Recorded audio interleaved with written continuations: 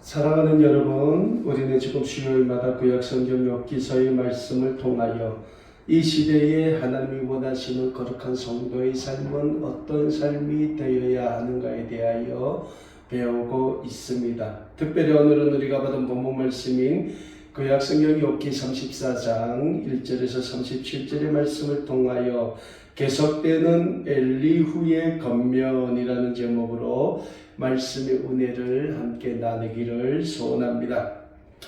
우리는 지금 계속해서 구약성경 욥기 32장부터 람 족속 부수 사람 바리겔의 아들인 엘리후가 고난당하고 있는 욥에게 하고 있는 충고에 대하여 말씀을 통하여 배우고 있습니다. 우리가 말씀을 통하여 배웠지만 엘리후는 욥의 고난을 하나님 중심에서 살펴보고자 노력하고 있는 사람입니다. 그럼에도 불구하고 엘리후는 죄인된 인류를 향한 하나님의 긍휼과 사랑에 대해서는 이야기하고 있지 않고 있습니다. 결국은 엘리후 역시 구약의 율법주의의 관점에서 하나님과 죄인된 인간의 본질적인 관계에 근거한 욥의 고난에 대해 이야기하고 있음을 우리는 지난 32장과 33장의 말씀을 통하여 찾아보았습니다. 그리고 오늘 본문 말씀인 구약성경 욥기 34장에서 역시 엘리후가 욥과 그의 세 친구인 대만 사람 엘리바스와 수아 사람 빌닷과 나아마 사람 소발에게 전하는 욥의 고난에 대해 계속적으로 충고하고 있는데, 오늘 본 말씀 34장에서 엘리후는 욥과 그의 친구들에게 지혜자의 핑계, 그러니까 너희가 지혜가 있으면 욥의 고난에 대해 우리가 어떻게 바라봐야 되는가에 대해서 얘기를 하고 있는 모습을 오늘 본문 말씀을 통하여 찾아보게 됩니다. 먼저 오늘 본문 말씀이 욥기 34장 1절에서 4절의 말씀에서 엘리후는 욥과 그의 세 친구들을 지혜자에 비교하면서 그들에게 무엇이 정의고 무엇이 선한 삶인가에 대하여 함께 우리가 가려보자고 제안을 하고 있습니다. 오늘 본문 말씀이 욥기 34장 1절에서 4절의 말씀입니다. 엘리후가 말하여 이르되 지혜 있는 자들아 내 말을 들으며 지식 있는 자들아 내게 귀를 기울이라. 입이 음식물의 맛을 분별함 같이 귀가 말을 분별하나니 우리가 정의를 가려내고 무엇이 선한가 우리끼리 알아보자라고 제안하고 있는 엘리후의 모습을 기록하고 있습니다. 사랑하는 여러분, 엘리후는 지금 고난당하고 있는 욥과 욥의 세 친구에게 자신의 이야기에 귀를 기울일 것을 요구하고 있습니다. 여기에서 자신의 이야기에 귀를 기울이라는 엘리후의 이 요구는 욥과 욥의 세 친구들에게 엘리후 자신의 이야기에 집중하여 자신의 이야기를 잘 새겨 들을 것을 요구하고 있는 엘리후의 충고라고 말씀드릴 수 있겠습니다. 그리고 엘리후는 지금부터 자기 자신이 이야기할 이야기의 주제를 말하고 있는데, 엘리후의 이야기의 주제는 무엇이 정의고 무엇이 선한 것인지 한번 판단해 보자는 겁니다. 그런데 사랑하는 여러분, 저는 엘리후가 이야기의 주제 자체를 잘못 선정했다고 봅니다. 왜냐하면 우리 인간은 절대로 우리 자신의 행위가 정의인지 그 행위가 선한 것인지 판단할 수 없기 때문입니다. 물론 우리 인간의 행위가 정의로운 행위인지 그 행위가 선한 행위인지를 판단하기 위해 법이라는 것도 있고, 그래서 우리는 재판이라는 것을 통해 우리 행위가 법적으로 위배되는 행위인지 아닌지 법의 기준에서 판단을 받기도 합니다. 그러나 법이라는 것 자체가 우리 인간이 살고 있는 사회를 완전한 사회로 만들기 위한 하나의 기본적인 기준이라고 생각합니다. 따라서 우리가 법이라고 여기는 것 자체 역시 완전한 것이 될 수 없다는 사실입니다. 그래서 어느 한 드라마에서 법에 대해서 이렇게 정의를 합니다. 법은 완벽하지 않습니다. 그런데 지금 엘리야는 인간의 보잘것없는 죄로 욥의 고난이, 욥의 정의로운 행위가 있었음에도 온 고난인지, 욥의 삶이 선한 삶이었음에도 불구하고 찾아온 고난인지 한번 인간적인 지혜로 판단해 보자고 이야기하고 있습니다. 그러면서 엘리야가 내세우는 기준이 무엇입니까? 다름 아닌 구약의 율법에서 비롯된 율법주의적인 기준이라는 사실입니다. 물론 엘리야 당시만 해도 이스라엘 민족이 믿었던 하나님에 대한 기준은 모세를 통하여 주신 율법주의에 기초한 기준에 따른 믿음이라는 사실에 대해서는 부인할 수는 없을 겁니다. 그러나 율법주의를 근거로 사람을 판단한다면 이 세상의 모든 인간은 하나님 앞에서는 죄인이여 하나님의 심판을 피할 수 없는 존재라는 사실입니다. 오늘 본 말씀이 욥기 34장 5절에서 15절의 말씀에서 엘리야가 내세우고 있는 논리를 살펴보아도 결국 인간은 하나님 앞에서는 죄인이라는 논리이며 따라서 우리 인간은 하나님의 심판의 대상이라는 논리가 됩니다.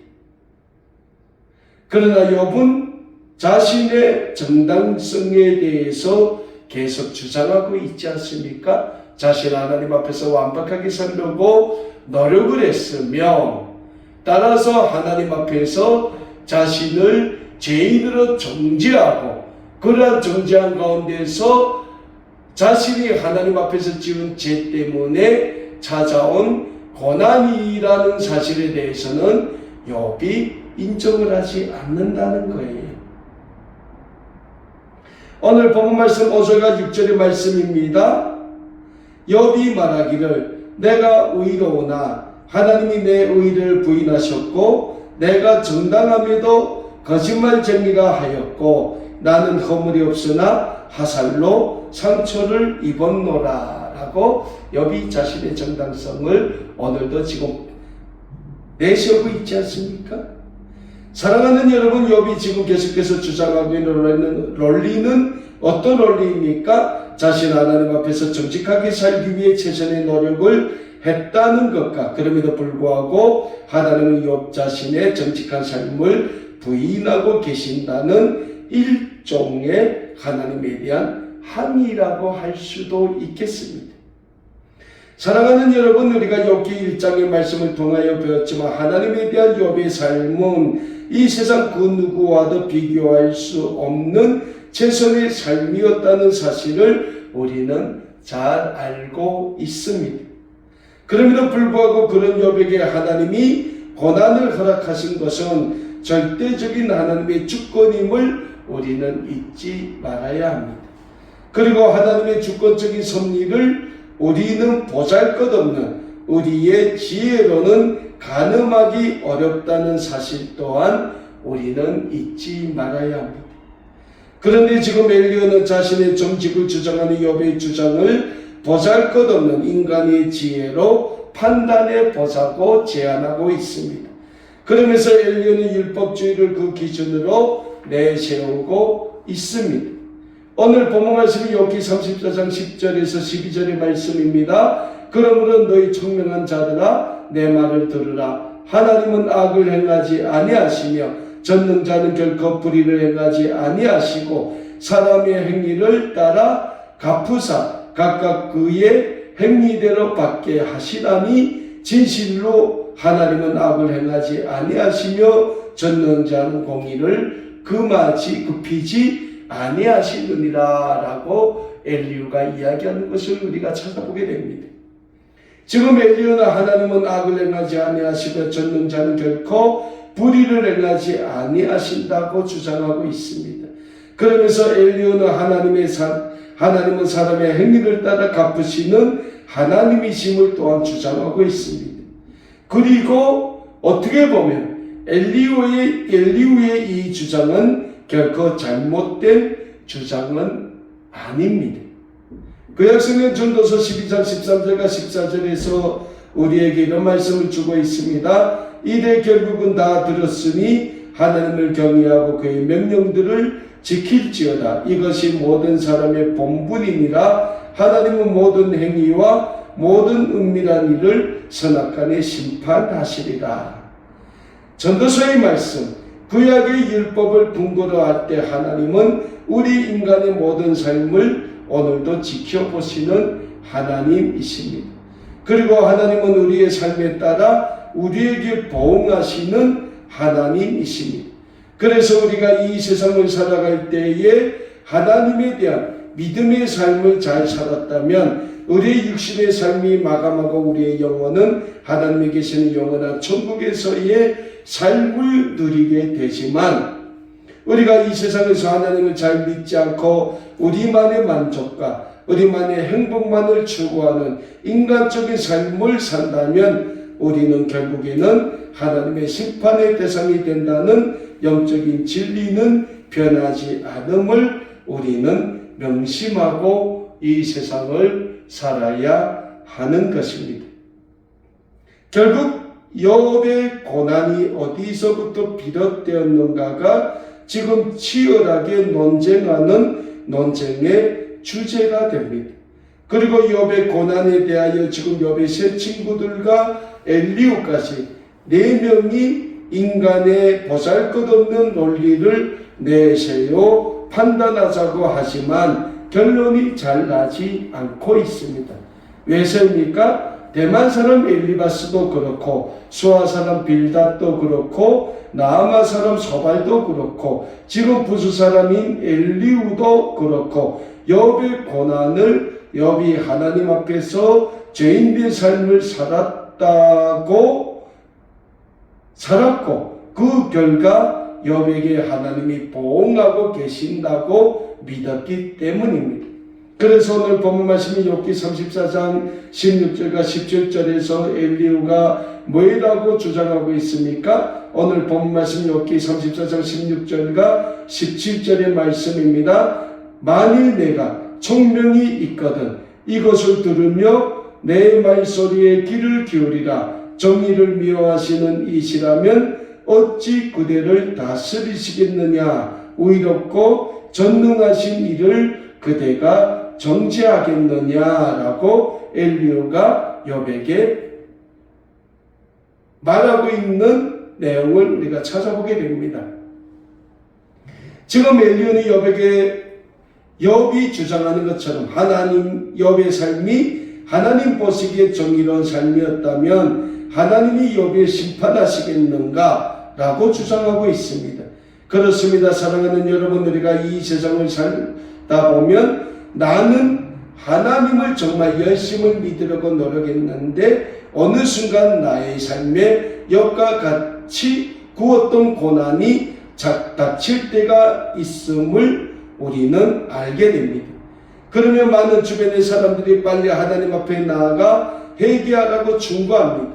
그리고 그러한 충고들이 어찌 보면 신앙적으로 맞는 충고로 보입니다. 그래서 우리는 금식하며 회개합니다. 정말 이 세상에 태어나서부터 지금까지의 모든 삶을 다 하나님 앞에 내어놓고 회개합니다. 어떻게 보면 지금 내가 하고 있는 회개가 하나님 앞에서 맞는 회개인지도 모른 채 우리는 회개할 때도 있다는 겁니다. 그렇다면 그 회개는 잘못된 회개일 가능성이 높습니다. 사랑하는 여러분, 우리는 우리에게 고난이 닥칠 때 그 고난에 담겨진 하나님의 뜻을 먼저 구하기에 힘써야 합니다. 이 고난을 통하여 하나님이 나에게 무엇을 요구하시는지 먼저 하나님의 뜻을 구하는 것이 우선시 되어야 합니다. 물론 나의 삶에 하나님 앞에 지은 죄가 생각이 난다면 하나님 앞에 회개를 해야 합니다. 그런데 아무도 회개의 기도를 하는데 회개할 죄는 생각나지 않는데 자꾸 김 집사도 나보고 회개하라고 합니다. 김 장로도 나보고 회개하라고 합니다. 그래서 회개는 하는데 회개하다 보니 기도가 이렇게 흘러갈 때가 있습니다. 하나님, 우리 교회 김 장로는 이런 잘못을 했는데도 그는 고난이 없습니다. 하나님, 우리 다락방 김 집사는 이런 잘못을 했는데도 그에게는 고난이 없습니다. 그런데 왜 하필이면 저에게만 이런 고난이 옵니까? 사랑하는 여러분, 기도가 이렇게 흘러가면 이 또한 잘못된 기도가 되는 겁니다. 그래서 사랑하는 여러분, 우리의 삶을 판단하실 분은 오직 하나님 한 분밖에 없다는 영적인 진리를 우리는 잊어서는 안 됩니다. 우리는 우리에게 고난이 닥칠 때 그 고난에 담겨진 하나님의 뜻을 먼저 구하는 것이 무엇보다 중요합니다. 그러나 욥의 세 친구인 엘리바스나 나아만 그리고 소발이나 엘리오는 욥의 고난을 바라보는 기준이 달랐습니다. 그들은 욥의 고난을 하나님의 기준에서 바라보고 있다고 하면서도 늘 자신들의 기준에서 판단하려고 합니다. 그래서 그들은 지속적으로 욥을 정죄하는 데만 모든 논리의 초점을 맞췄던 것입니다. 오늘 본문 말씀이 욥기 34장 31절에서 33절에서 엘리후가 욥에게 하는 충고를 한번 들어보시길 바랍니다. 그대가 하나님께 아뢰기를 내가 죄를 지었사오니 다시는 범죄하지 아니하겠나이다. 내가 깨닫지 못하는 것을 내게 가르치셔서 내가 악을 행하였으면 다시는 아니하겠나이다 하였는가? 하나님께서 그대가 거절한다고 하여 그대의 뜻대로 속전을 치르시겠느냐? 그러면 그대가 스스로 택할 것이요 내가 할 것이 아니냐? 그대는 아는 대로 말하라. 엘리후가 지금 욥에게 말하고 있는 충고입니다. 사랑하는 여러분, 엘리후는 지금 자기 자신이 하나님이 된 것처럼 욥을 정죄하고 있습니다. 그렇다면 엘리바스나 빌닷이나 소발이나 엘리후는 왜 욥을 정죄하기에 바쁩니까? 그것도 욥이 일단 하나님 앞에서 죄인의 신분이 되어야 욥이 겪고 있는 고난이 하나님이 죄인인 욥에게 주시는 심판이 되기 때문입니다. 그러나 사랑하는 여러분, 우리는 때로 하나님의 영광을 위하여 고난에 참여할 때도 있다는 영적인 진리를 잊지 마시길 바랍니다. 구약의 많은 믿음의 선진들과 믿음의 선지자들도 하나님의 영광을 위해서 고난의 길을 걸었음을 우리는 구약 성경을 통하여 배웠습니다. 요셉이 그랬습니다. 다니엘이 그랬습니다. 이사야 선지자도 그랬습니다. 예레미야 선지자도 그랬습니다. 신약에 와서는 예수님도 온 인류의 구원을 위해 십자가의 고난의 길을 걸어가셨지 않습니까? 사랑하는 여러분, 예수님은 오늘 우리에게 말씀하십니다. 신약성경 마태복음 16장 24절 말씀입니다. 예수께서 제자들에게 이르시되 누구든지 나를 따라오려거든 자기를 부인하고 자기 십자가를 지고 나를 따를 것이니라. 마태복음 5장 11절과 12절의 말씀입니다. 나로 말미암아 너희를 욕하고 박해하고 거짓으로 너희를 거슬러 모든 악한 말을 할 때에는 너희에게 복이 있나니 기뻐하고 즐거워하라. 하늘에서 너희 상이 큼이니라. 그렇습니다. 오늘 우리가 신앙생활을 함에 있어서 원치 않는 고난이 닥칠 때가 있습니다. 그럴 때 우리는 먼저 그 고난에 담겨진 하나님의 뜻을 알기에 힘써야 합니다. 그리고 그 고난에 함께 하시는 예수님이 있다는 영적인 진리를 잊지 마시고 그 고난으로 인하여 기뻐하고 즐거워하시기에 힘쓰는 우리 아름다운 꿈에게 모든 믿음의 가족 여러분들이 다 되실 수 있기를 우리 주 예수 그리스도의 이름으로 간절히 소원합니다. 왜서입니까? 예수님이 그 고난에 참여하셨고 많은 믿음의 선진들이 그 고난의 길에 참여했기 때문입니다. 그리고 오늘도 예수님은 하나님의 구원의 영광을 위하여 때론 우리가 그런 고난에 참여할 것을 간절히 원하고 계시기 때문입니다. 그리고 욥 자신도 지금 하나님의 구원의 영광을 위하여 그 고난의 길을 가고 있다는 영적인 진리를 잊지 마시고 때로 우리의 삶에 찾아오는 고난을 우리는 우리 인간의 지혜나 인간의 기준이나 인간의 관점에서 바라보는 것이 아니라 하나님의 구원의 관점에서 바라보고 그 고난에 참여하는 우리 믿음의 가족 모두가 되실 수 있기를 우리 주 예수 그리스도의 이름으로 다시 한번 간절히 소원합니다.